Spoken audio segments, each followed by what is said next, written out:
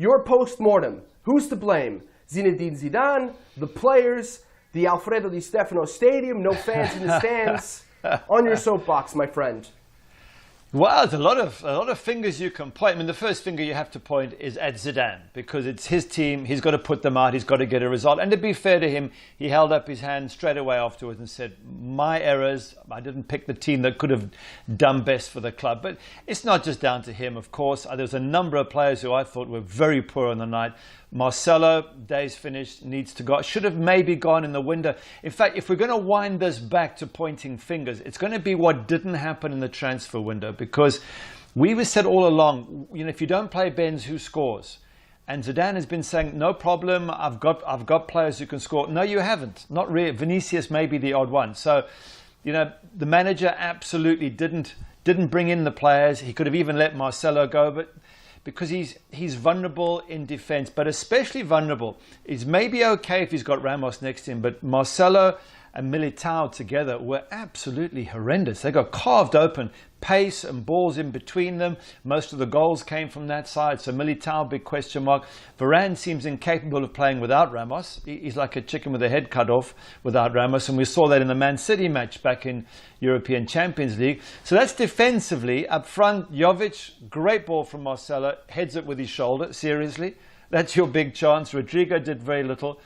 So as a number of them didn't come out of it smelling good at all. Credit to Modric for dragging them back into it second half. But yeah, it's manager, it's players, and it's transfer. Now the transfers they didn't bring in might not be down to Zidane. It might be Perez saying you don't have money, in which case Zidane should have made a fuss, because right now everyone's blaming Zidane for the fact there is no other goal scorer besides Ben. So yeah, it's a crisis. It's a real crisis, Eric. We keep saying crisis, crisis. This time, it's a real crisis, and if they keep losing, which is very possible, Classico, Mönchengladbach away, Zidane's job might be on the line. Yeah, we'll see if there's a hangover. I don't know about the job being on the line, although I would be inclined to agree with you that the seat is hot. Iñaki's saying that the knives are not pointed at Zinedine Zidane, but I also agree with you that they have to be somewhat, because he is, after all, the coach. They have played poorly in 2 games. He does continue to rotate and play players who haven't performed particularly well, Jovic being one of those players. But let's focus a little bit on the back line. Sergio Ramos misses this game, still suffering from a knock. His presence in El Clasico is doubtful, although I think he'll start. This is a very different team without him. I made a point about 2 weeks ago on the Soccer Extra that neither Varane nor Militao can play on the left side of a center-back tandem. Thomas Rungen said that I was absurd in making that statement, although it seems that the performances seem to bear that out. Now, you have played with some excellent defenders ahead of you. They had to be good, because we know about your goalkeeping record. What is it about somebody like Sergio Ramos that stabilizes a back line? Obviously, there's the quality, but he's prone to mistakes as well.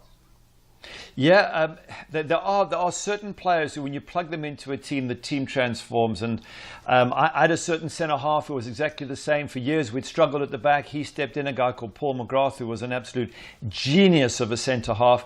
And once he was in place, you knew he really messed up. You knew that he could recover if you do make a mistake. And then everything changed in front of me. I could feel relaxed. I could be there to make the saves. Ramos just is a world-class defender. And Varane does not perform without him. And Varane's not a leader. So you put Militao next to Varane, and Varane's like looking for help. Militao's looking to Varane. And Marcelo is also looking to them, because he's not a good defender. He's more of a wing-back than a full-back. So without Ramos, unfortunately, that whole back line just falls apart. And of course, you've got Mendy on the opposite side because Carvajal's not fit. So defensively, it's been a mess. And then when that happens, and it can happen in a match, then you want your strikers to be on form. That's when you go, okay, guys, we're having a nightmare at the back. Sorry, apologies. We'll sort that out in the locker room. You guys can do something up front. Not with Jovic, not with Rodrigo. Eventually, Benz comes on. Too late. Vinicius, too late. They did something at least to get them back in the match. But defensively, horrendous. And if Ramos, the 2 players, they can't live without a Ramos and Benz. And we said that all along, Eric.